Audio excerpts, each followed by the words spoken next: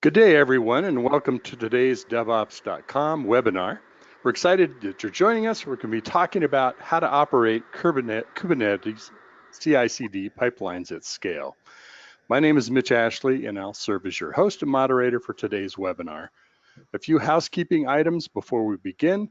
First, this webinar is being recorded, and we'll be providing the slides and the recording at the end of the webinar on DevOps.com and also via an email that we'll send to attendees. We highly encourage everyone to ask questions. We love questions. Our speakers love questions. So please pop those into the questions tab on the GoToWebinar control panel. And we've got some time at the end of the presentation and demo to answer those questions.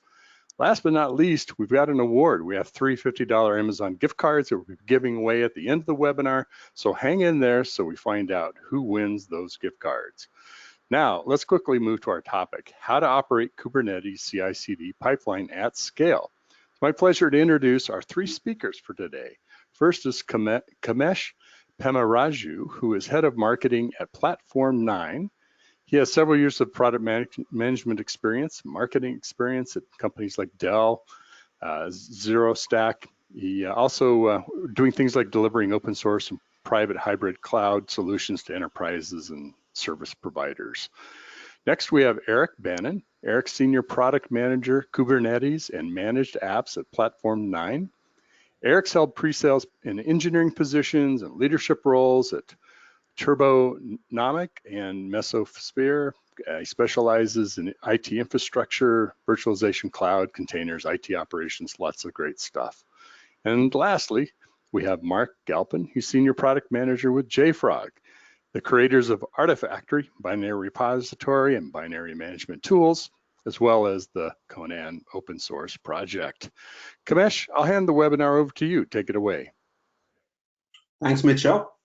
So we'll kind of get started with first with Kubernetes. I'll talk a little bit about the opportunities and challenges with Kubernetes, in particular around the context of CI/CD deployments. And then Mark Galpin from JFrog is going to go through and talk about what the CI/CD pipelines look like, and then we'll show you a real live demo of all of this in operation. So with that, let's kind of go into what use cases are the most prevalent in the Kubernetes space. So recently we were at Kubecon Barcelona, the premier conference for Kubernetes. Over 8,000 attendees were there at the conference, and we did a survey, and we got about 500 participants to give inputs into our survey, and we asked them, amongst many other questions, what are your top use cases for Kubernetes within your environments? And as you see in this chart, the number 1 was DevOps and CI/CD automation. We'll briefly talk about in the next few slides why Kubernetes is such a great tool for doing that. The other 2 use cases you see here are modernizing legacy applications. A lot of enterprises have existing quote-unquote legacy applications that they want to refactor and use the advantage of containers and Kubernetes to reduce costs and increase agility. And the third one you see there is automated app operations.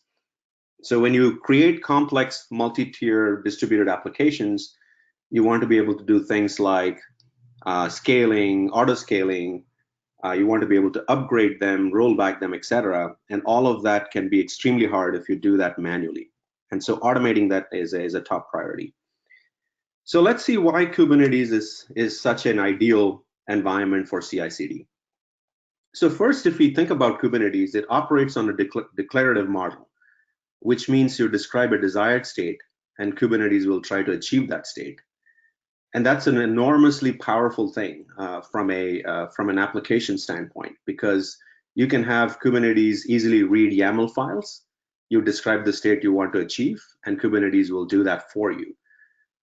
So anything from defining your application load balancers to group of pods you want to run, you can define all of that in a centralized way in a YAML file.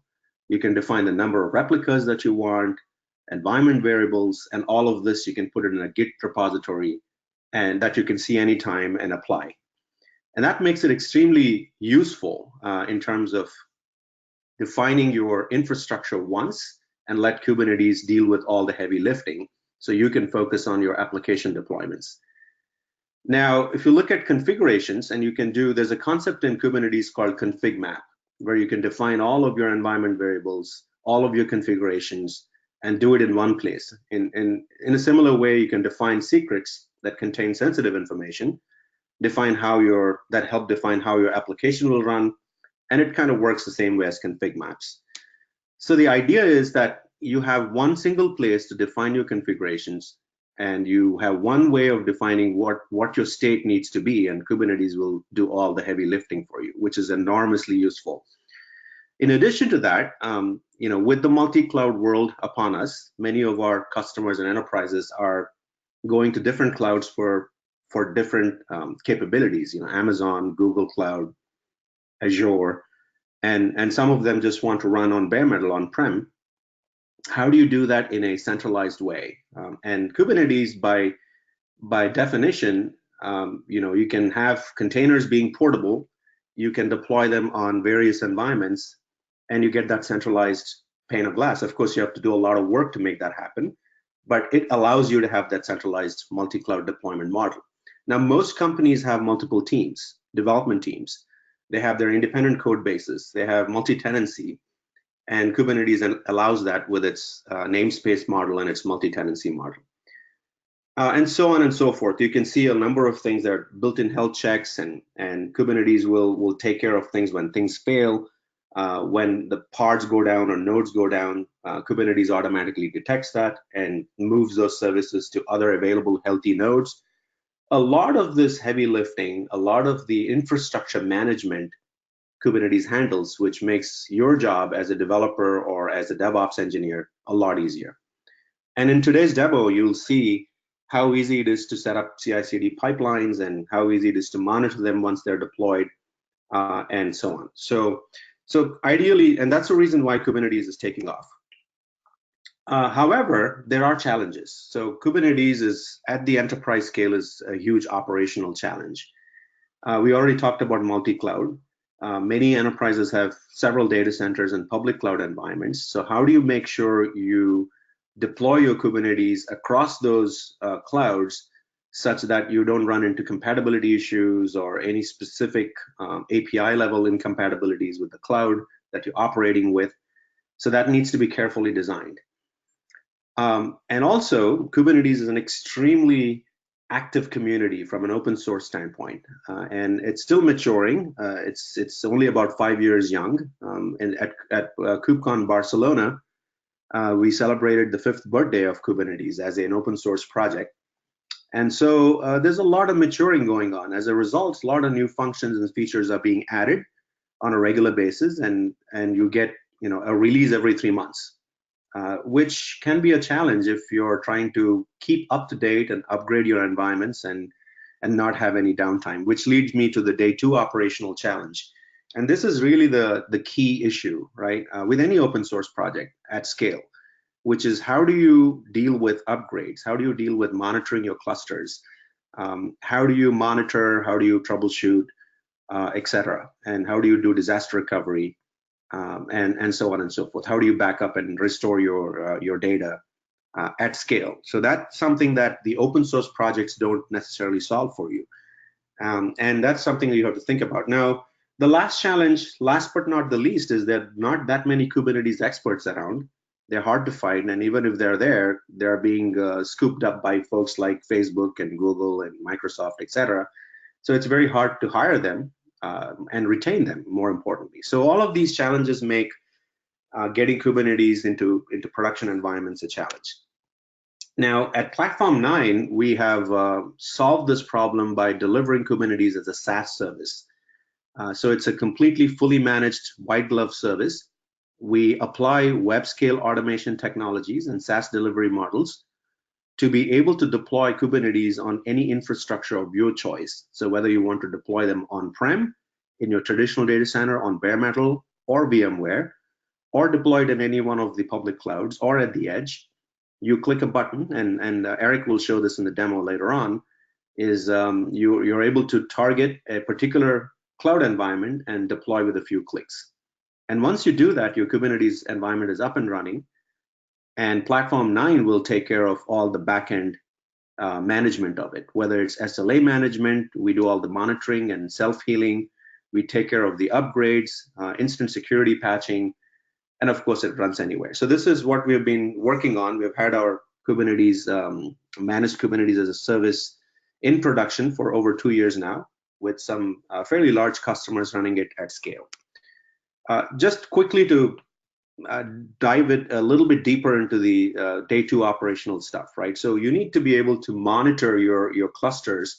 And what we see out there is typically most enterprises don't create one giant cluster with hundreds and hundreds of nodes. What they typically do is create smaller clusters, and also smaller clusters that are co-located or are in specific locations. If you're a geographically distributed company, which most companies are with development teams around the world, they typically have local clusters. So if you have a New York location or a London location or locations in Asia, you create your own local clusters there. And then ideally you would want to have some sort of a centrally managed way of ensuring governance and visibility, etc. And that's how typically enterprises do it. Now, if you do that, you need to be able to look at all of those clusters, manage them centrally, and do monitoring and anomaly detection, ensure high availability. And that's kind of what Platform 9 does. We do all the automated diagnostics, no matter where those clusters are. You can spin up multiple clusters across multiple locations and yet have that centralized visibility and governance. And we take care of all the upgrades and so on. So we have this SaaS managed delivery model, and we have a monitoring and alerting infrastructure that we have built over the last couple of years. And that allows us to do that at scale with multiple customers. So that's exactly what it is. So centralized management across whatever location you might have and whatever environment you're running it on. So you can ensure compliance and control, reduce costs, and more importantly, eliminate shadow IT, right? So people are running to the public cloud. Interestingly, from the Kubecon survey, we found that a lot of customers are actually deploying Kubernetes on-prem. And they start there, they deploy it maybe on VMware because that's what they have, or bare metal if they are brave enough. And from there, once they have done some experimentation and deployed some containerized apps or refactored some existing apps, then once they think about going into production, they might decide to use a public cloud like EKS, or they might bring in their IT team to kind of deploy it at production scale. So before you kind of do that, your cloud strategy should think about, how do I do a centralized management across those clouds, and think about cost management right up front. One quick thing I wanted to show you is the application catalog. You'll see this later in the demo. We have a single app catalog where we have hundreds of pre-built applications from the Kubernetes community that you can deploy with a single click. So as a developer, you don't want to be dealing with all the complexity of deploying a distributed application or something like JFrog. You can see here, JFrog's Artifactory, the repository for Docker images, or Kubex Xray, which is the security tool from JFrog. All of these are already deployed within our app catalog. So it's very easy to bring your own tools. We are essentially allowing you to bring your choice of tools into the repository and give them specific access to your development teams around the world and have them deploy them. Once they're deployed, you can have a whole CICD pipeline end-to-end, and you can automate that.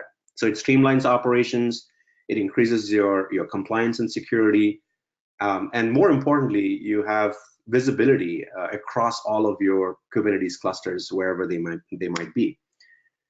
So that's kind of the Kubernetes part of it. You'll see all of this in action shortly when we get to the demo part. I'm going to hand this over to Mark, who is going to talk about the CI/CD automation piece of it. So how do you get your delivery of your software from initial code concept to production?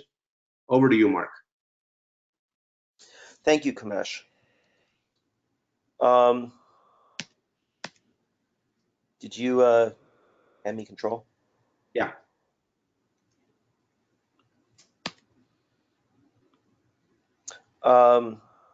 It's not. If that's not working, Kamesh, would you just advance the slides for him? And just call out when you want the slides advanced. Thanks.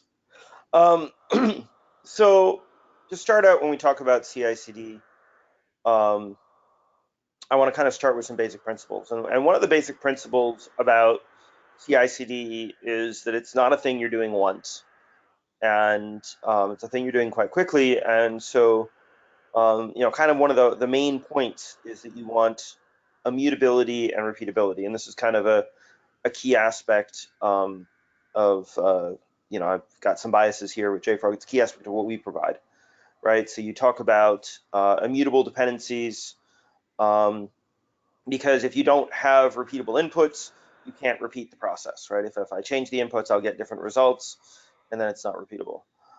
You also want to avoid lost dependencies. This is another great thing about immutable dependencies, is that sometimes dependencies disappear from their central repositories. A couple years back, there was a famous incident in npm.js where half the world's builds broke because one very short npm dependency was removed. Well, that was one of the most dramatic incidents. It's by no means the only time something like that has happened. And finally, as we go throughout the CI/CD process, we need to be able to trust the results of the process. We need to be able to trust the binaries, trust what we're going to run in production. And some of that is your own code, and you need to build trust in that. And some of that is other people's code, and you need to make sure that the other people's code is also code that you can and should trust. And as we move on to the next slide.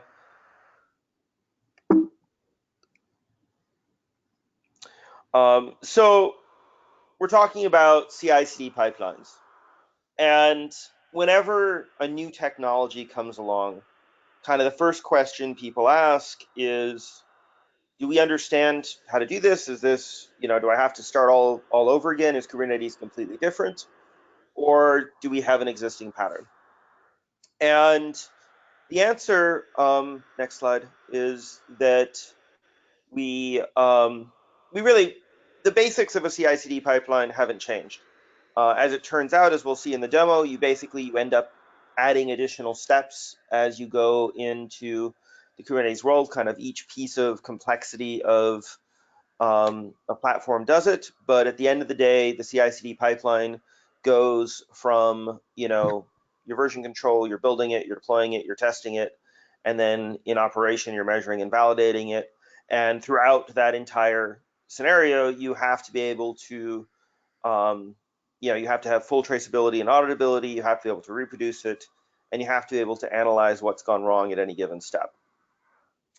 And so we get to, what does this really look like? And so all CI/CD pipelines start with an awesome developer writing awesome code. And one of the things that's very important in the modern world is that the developer be able to choose the right tool for the job. And the right tool may vary a lot. It could be, Java for one application, NPM for another. One of the great things about kind of the modern DevOps and Agile philosophy is that you've got small teams, so you don't have to tell the entire company, everybody in the company must program in one language, and that adds a lot of flexibility. But the downside of that is that now you've got, potentially a dozen different languages that you have to support. And as they're using these tools, they're going to need to resolve dependencies. JFrog Artifactory is a great place to go to resolve those dependencies. And if the Artifactory server doesn't already have whatever dependency they need, it can go out and get it from the central repository or another remote location. And once they've advanced the slides too, once they've performed their local builds, they've worked at their desk, they've got something working, they're going to commit it to source control. And once it's committed to source control, it goes to a CI platform. And again, the awesome thing about the modern world and the sorts of tooling we have is you can pretty much pick whatever CI server is appropriate to the job or that you prefer and really work well with that. And really all a CI server does is execute the same build the developer was doing at their desk, but in a more controlled environment, in a way that you know that it's repeatable. And just like the developer did, it can pull the artifacts from Artifactory. And what becomes a little bit different this time is that we're not just going to read data from Artifactory. Now we can write data to Artifactory. And one of the cool things that comes with JFrog's tooling is that we're not just writing out, here's the results of my build, but we're also writing out a bill of material that we call build information that stores data on the build. And now that we have a build, we've got to mature the build. And what do I mean by maturing the build? Basically, I mean, you have to test it. You're probably going to go through multiple different environments. You're going to start from your dev environment, do some basic functional testing, then do some integration testing, possibly with some other microservices. Then probably go out to a staging environment, maybe do some performance testing. Along the way, you're hopefully going to have some security gates to make sure that various security items are correct. JFrog Xray might be part of that. And once the product is fully mature and ready to go, now you're going to deploy it out to production. And the awesome thing about working with Platform 9 is that deploying to production with Kubernetes is now, someplace that could be global around the world across multiple clouds, that sort of thing. It's worth noting, not all CI pipelines end in deploying to a production service. Some people are writing software that goes to a device or that has to be downloaded by the consumer and installed on their machine. And that's also a perfectly valid endpoint for a CI/CD pipeline. And this really is a fairly universal approach, right? Probably nothing here is terribly surprising. You're doing these things on a regular basis, and that's kind of the point, right? That the process that you've been doing, hopefully for some time now, is still valid. Now, the one thing that starts to become quite noticeable as you move into a DevOps world in Kubernetes is, I talk about this like it's a nice simple sequence, and for any given action, it is a sequence. But in reality, when you're actually running this, probably all of these steps are running simultaneously as your pipeline is performing CI/CD. And this really gets into the subject of the importance of security. And, we talk about DevOps and we go through this infinite loop of DevOps. Security has to be considered everywhere in that loop. And DevSecOps means that security has to be something that's just as automated as everything else. So I want to take just a moment to talk a bit about JFrog Xray as part of the JFrog platform, and just kind of 3 key points there. One is it does deep recursive scanning. Docker containers include inside them, in many cases, application binaries. The application binaries may be broken down further into different pieces. Then you have lots of dependencies. You need to be able to go through a fairly large graph of objects by the time you start talking about a Docker container, and then a Helm chart is multiple Docker containers that you need to know what is in there. And then you've got, the need for continuous scanning, right? It's not enough to scan the object once it builds and walk away, right? You need to be able to be alerted if the day after you deploy to production, a critical security vulnerability is introduced in a major library that you're using. And finally, as I said when I first mentioned Xray, in a DevSecOps world, the most critical thing is automation. And whatever tool you're using, it's very important that anything you need to be able to do, you be able to access via the API so that it works well with your automation environment. And that isn't the only security measure or the quality measure. The other key measure in the process I described is a concept of promotion. And with promotion, the idea is that at each given environment, you have a separate Docker registry so that nothing can go into the production registry, the production environment, that isn't approved, that hasn't been security scanned, that hasn't gone through quality checks.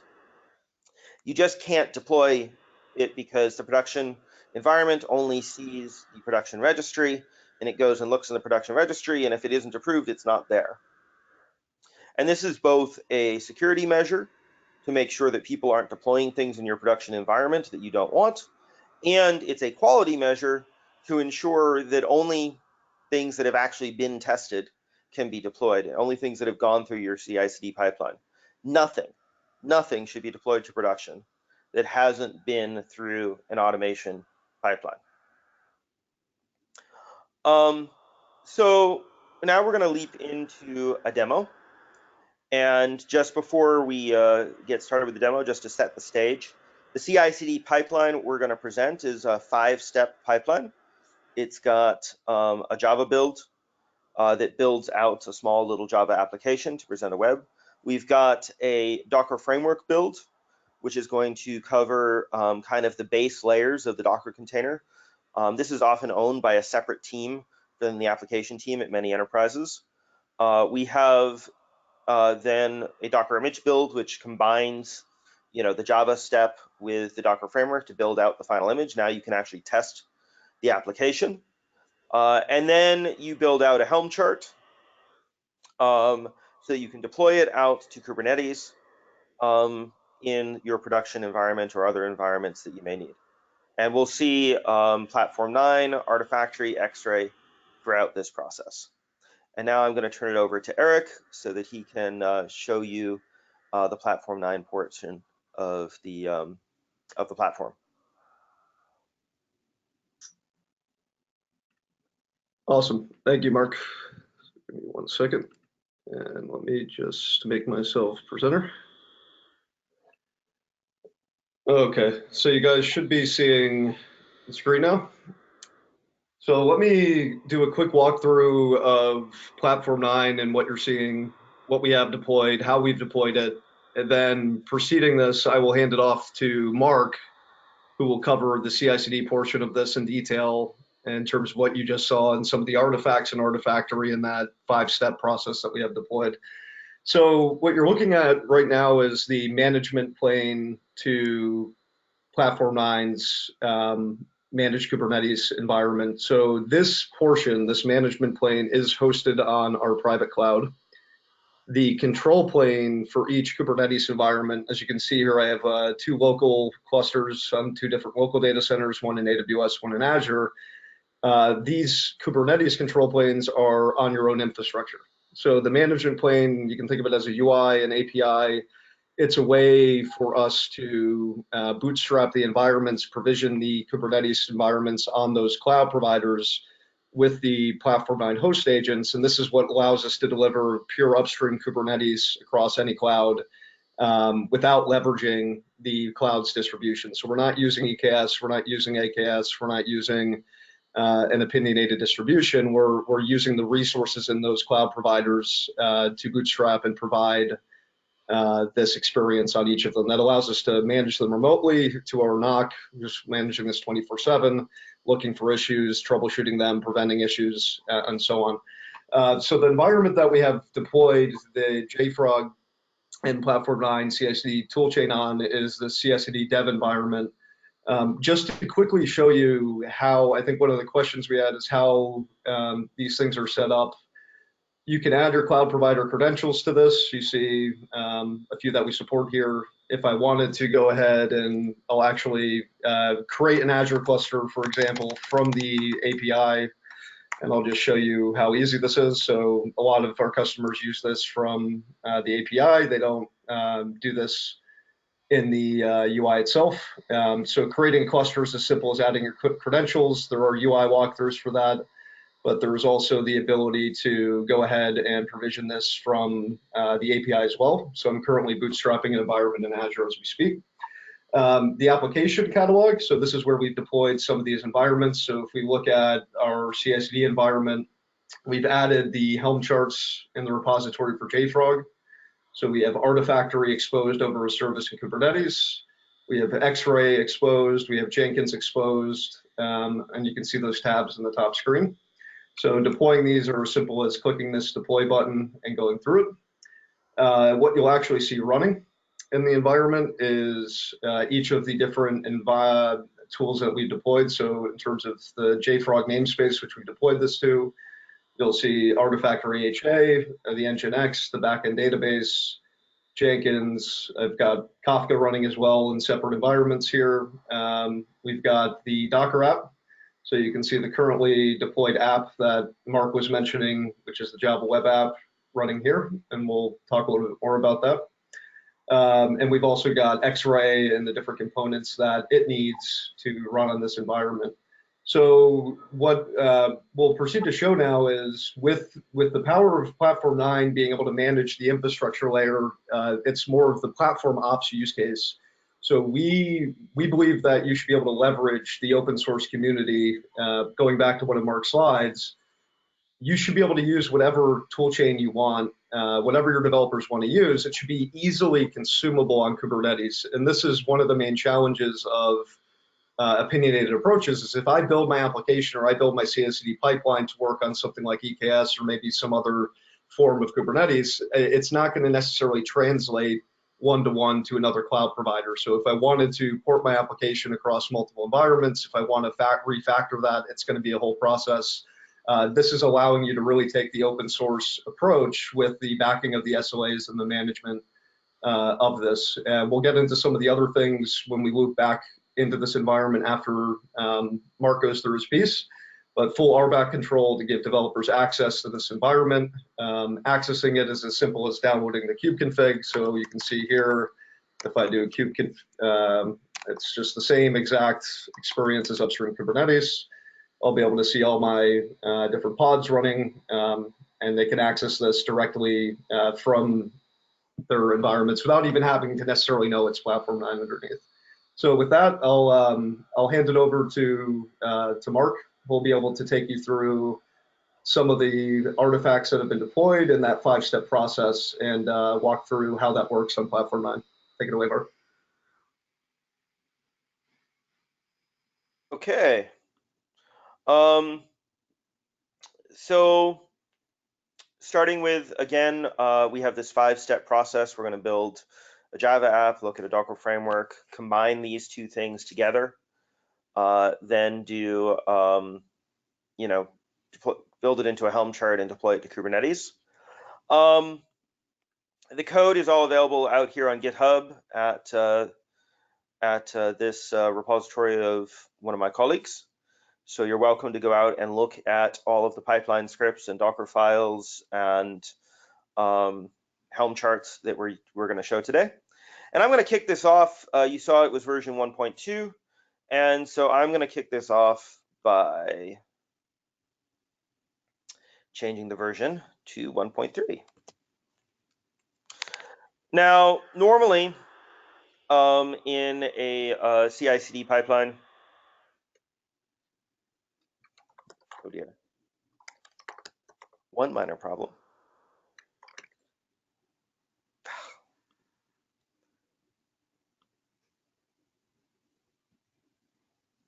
Sorry about this. When I did it this morning, I had merge privileges and they changed permissions. Well, that's okay. We'll just rerun it. This will just change that I won't be able to show you the version number actually changing because I somehow lost merge privileges on the repository. It's a little bit embarrassing, but we can move on. And we'll actually still be able to show the rollback from a previous version. So we're going to run the first build, and this is basically just running a standard Gradle build, and we can kind of see the steps of this pipeline. And it goes relatively fast as we go through it. And while we're running that, we can actually run the second one simultaneously because there isn't a dependency here. And this is going to build the Docker framework.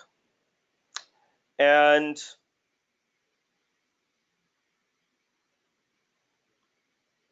one of the things I want to call out here, we have, why is there this separate build that I call Docker framework? And I kind of alluded to this before. Most of the time, most enterprise organizations that I work with, they have a requirement that the base image be, kind of a blessed base image. You don't just pull any base image out from Docker Hub. You need to have an image that's approved. And this is because the reality is that most security vulnerabilities are probably not going to be introduced by your application where you've got fairly tight control. Probably a lot of security vulnerabilities are very easy to introduce in the base image, right? If you pull an old base image, an old version of an OS, it's going to have security vulnerabilities. And we want it's kind of critical that it have its own separate steps. So first of all, the team that's responsible for closing kind of OS level vulnerabilities and tracking that is paying attention to it.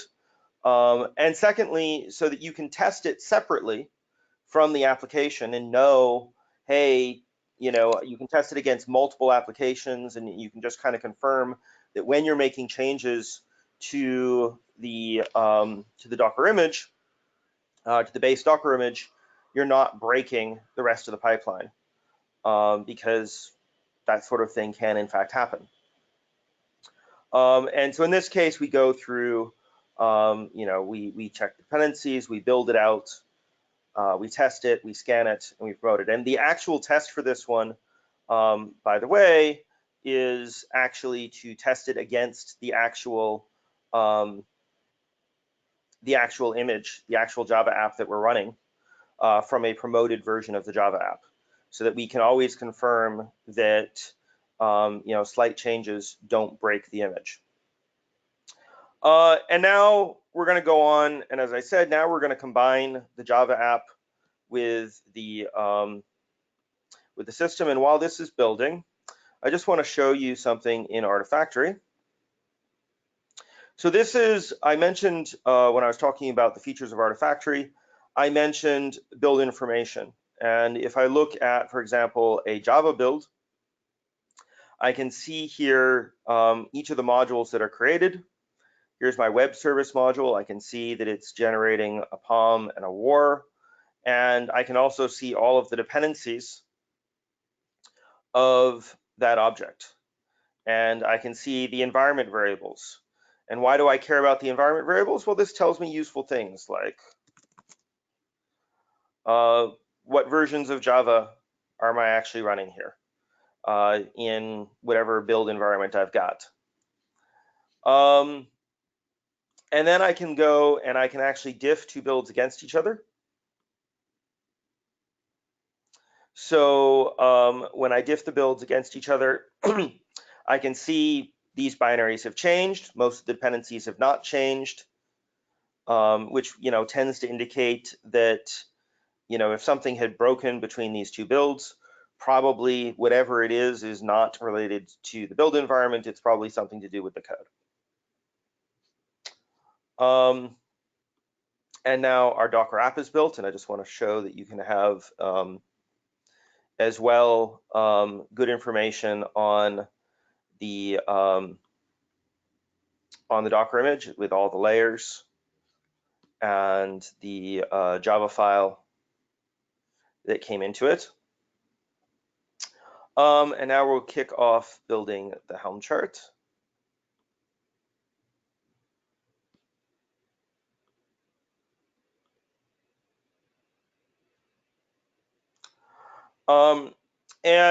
While that's building, let's just take a quick look at the Xray results for the image.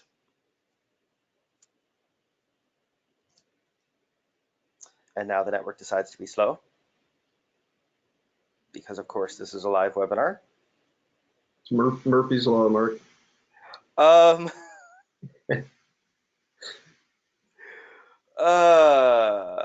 Come on. No worries.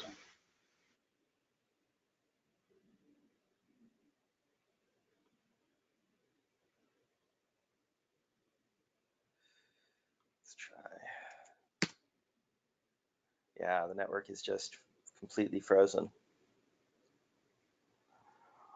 Well,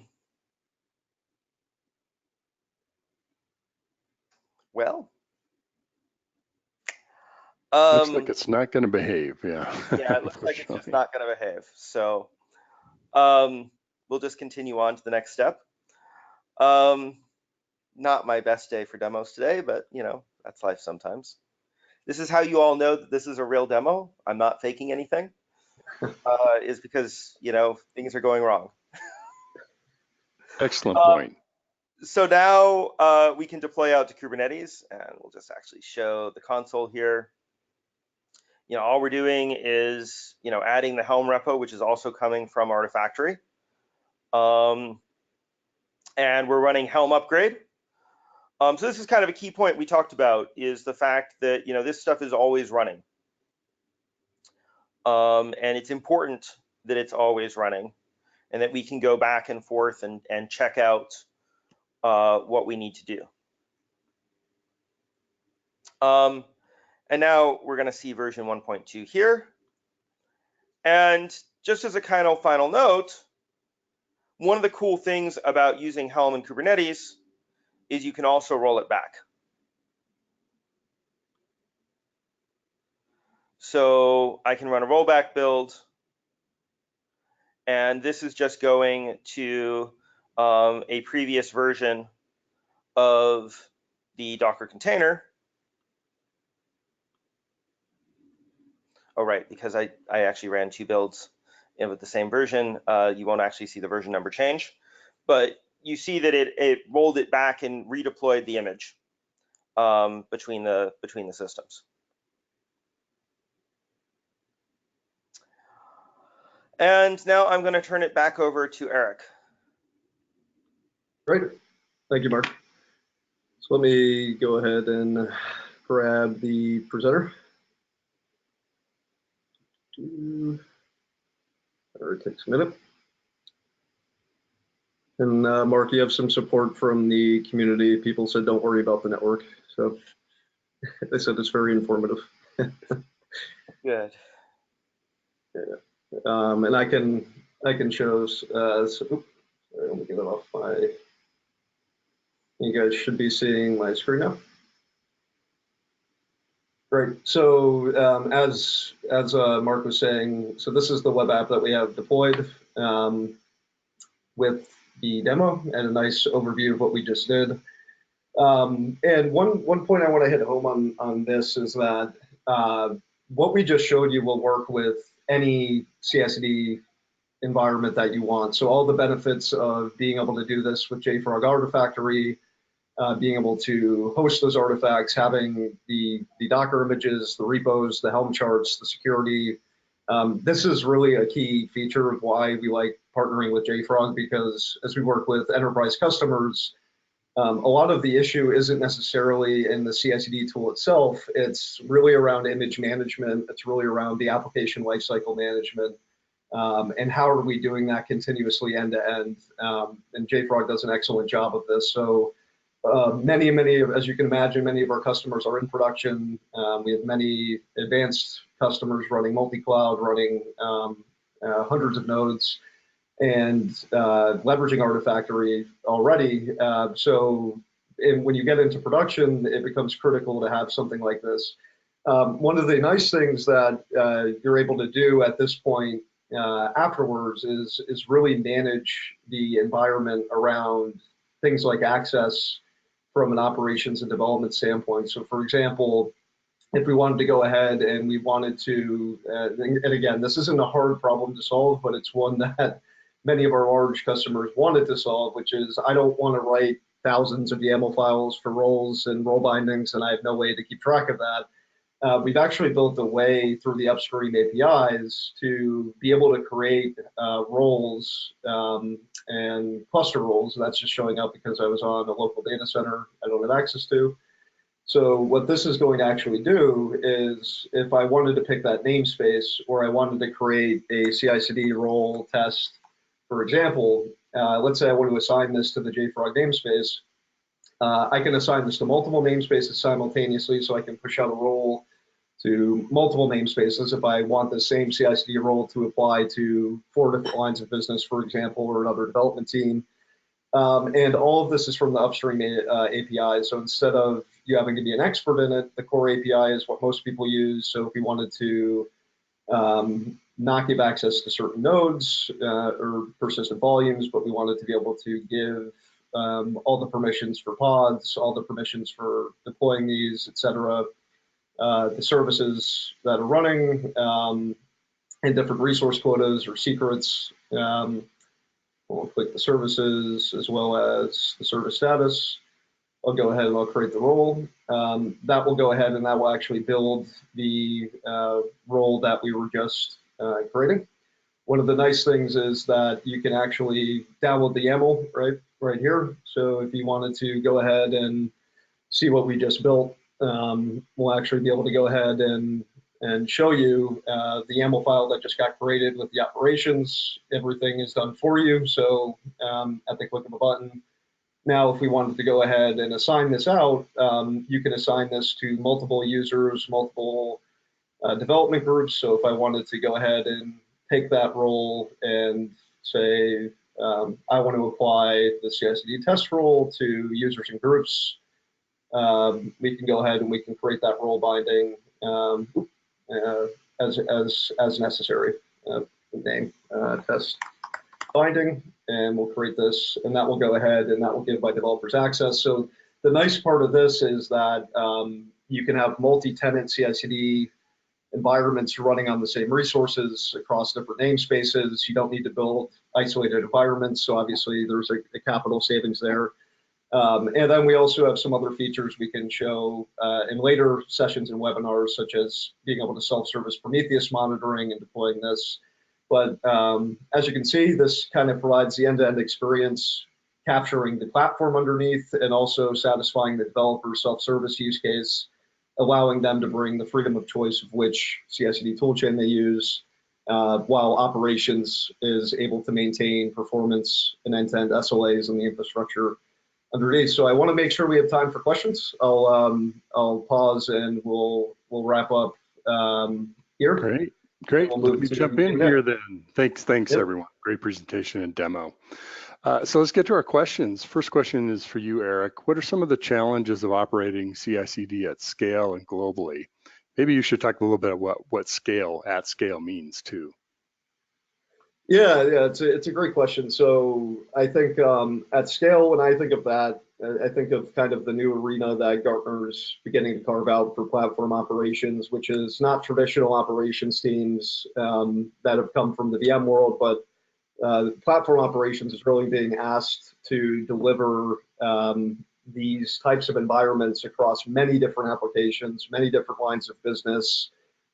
Many different development teams have different time constraints, so they might need them for 2 weeks. They might need to run more complex builds, less complex builds. Each one's going to have their own Docker images, their own dependencies. So it's unfair to assume that operations can maintain all of this without something consistent to really do that image management, without something that's actually going to take care of also day 2 operations on the Kubernetes level from an upgrade perspective, performance, troubleshooting when the underlying environment isn't available for that. So at scale really means satisfying and allowing, I think, developers to consume any open source framework they want for their CI/CD technology, the ones they deem fit for their application, while creating a consistency and a standardization on the platform level that allows you to deliver that in a repeatable and a predictable way. Excellent. I'm just going to throw these out, and one of the three of you jump in, whoever wants to answer it. We'll kind of do lightning round here. Does Platform 9 JFrog work with K8 manifest files, or is Helm chart deployment supported? Correct. Yeah, I can take that. The answer is both. So it's upstream Kubernetes. If you wanted to use YAML files and deploy any manifest, it's just like deploying 113.6 and doing kubectl commands. But as you saw in the CICD demo, Helm has its advantages, obviously for rollbacks and things like that as well. So that's how we deployed each of these parts of the demo as well. You can see in the app catalog, we were deploying from the Helm charts for Artifactory for those things. So Helm is fully supported. Great. What plugins do you use for Git integration? So I think this one is for me. And really, the Git integration plugin that we use is just kind of the standard Git Jenkins plugin, which provides the pipeline DSOs. Great, thank you. Does the Artifactory do the dependency scanning of the Docker image? So technically, it's JFrog Xray, which does the scanning. Artifactory collects a bill of materials when we build it, but JFrog Xray provides the scanning. JFrog has actually already announced that later this year, we're going to be combining the views of these so that the Xray data will be presented in a single pane of glass inside the Artifactory view. Okay, great. This is another question for you, Mark. Do we always need to go to JFrog Xray for vulnerability information, or can we see vulnerability reports directly from PF9 console?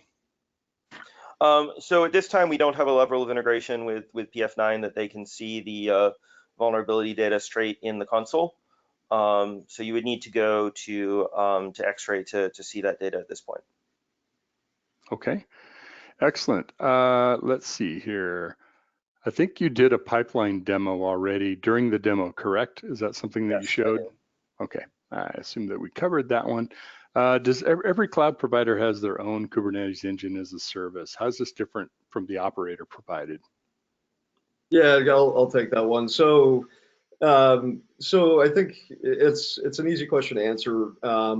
It's different because it isn't using those. That's the simple answer.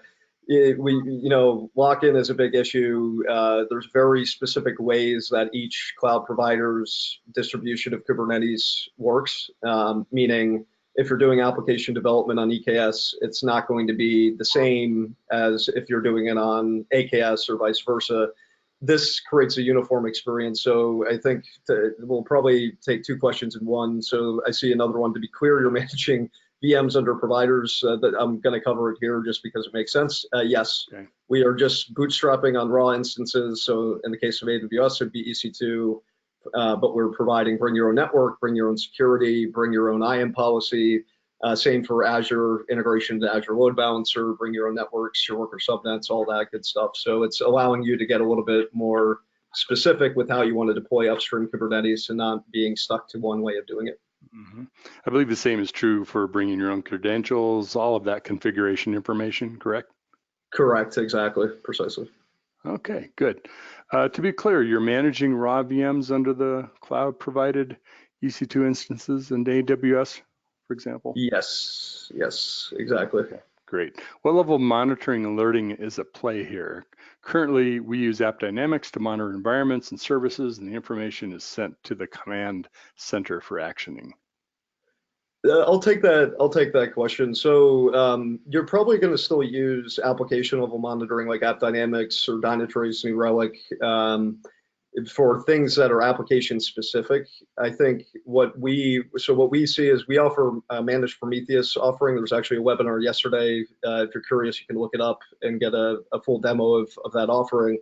But from the container perspective, from looking from the application to the container, what it's consuming down into the infrastructure from a Kubernetes lens, there's some very good open source tools like Prometheus and Grafana that allow you to actually set up some very specific alerts and rules that are going to find dependencies and some interdependencies to why things might not be performing inside the Kubernetes environment itself. So typically what we'll see is a use of the combination of those. AppDynamics is great for measuring a lot of the application specific requests and things like that, but there might be a way to augment that if you find needs deeper into the Kubernetes layer itself.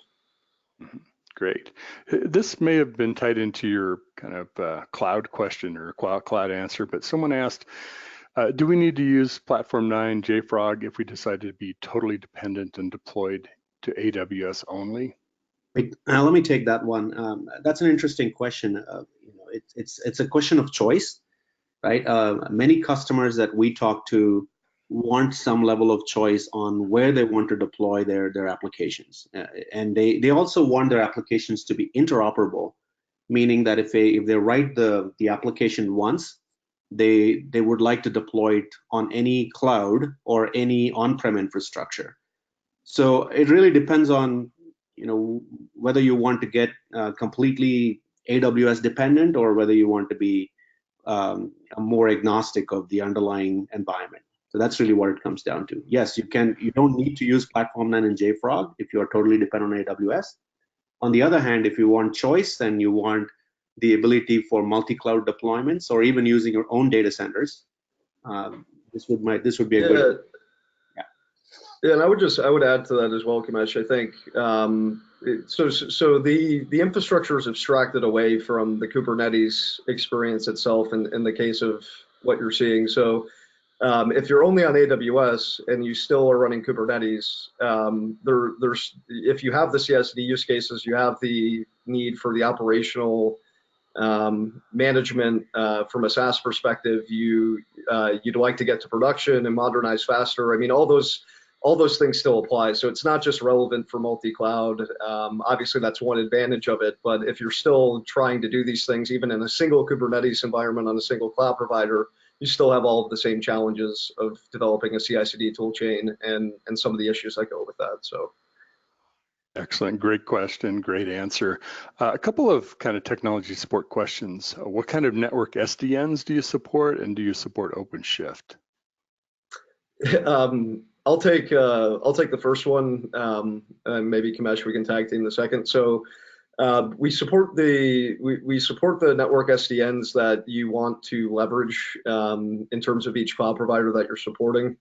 So things like Cisco ACI, in terms of our OpenStack integration, not OpenShift, I want to make that clear. So you can deploy, we have an OpenStack offering where you can deploy Kubernetes on top of OpenStack VMs using things like OBS, using more of an open source approach. Even when it comes to VMware, NSX can be very, very, very expensive, as I'm sure many people in the audience know. So that's one of the advantages, is that we use several open source SDN technologies. In the case of supporting Kubernetes on VMware, you don't need to pay for a bunch of NSX licenses and have to deal with some of those things. Yeah. On the OpenShift question, OpenShift, as you probably know, is slightly different from the upstream Kubernetes version. Red Hat has added their own APIs. They have their own opinionated way of deploying OpenShift, and that could potentially lead to interoperability issues. So, for example, if you were to go to a pure Kubernetes version to run your applications, you may or may not be able to port them over. So in our case, it's pure upstream Kubernetes, and we deploy that anywhere, and that's what we would that's how we approach this problem. Excellent. Well, I'm going to wrap up with just one comment thrown in the questions, and that was, don't worry about the demo gremlin, guys. That happens to the best of us, so hang in there. Okay, I'd like to thank everyone for their excellent questions today, and all of you guys for your insightful answers. I would like to answer or announce the winners of the $50 Amazon gift cards. Our three winners are Scott S., Mike E., and Rick U.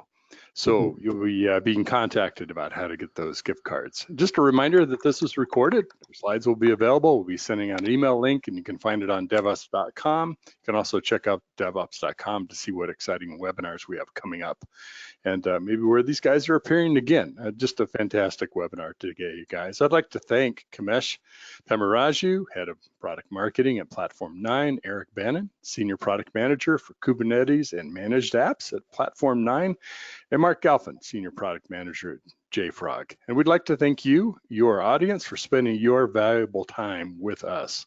It's been a pleasure. I've enjoyed hosting this for all of you. On behalf of DevOps.com and all of our speakers, thank you for joining us today. Have a great day. Thank you, everyone.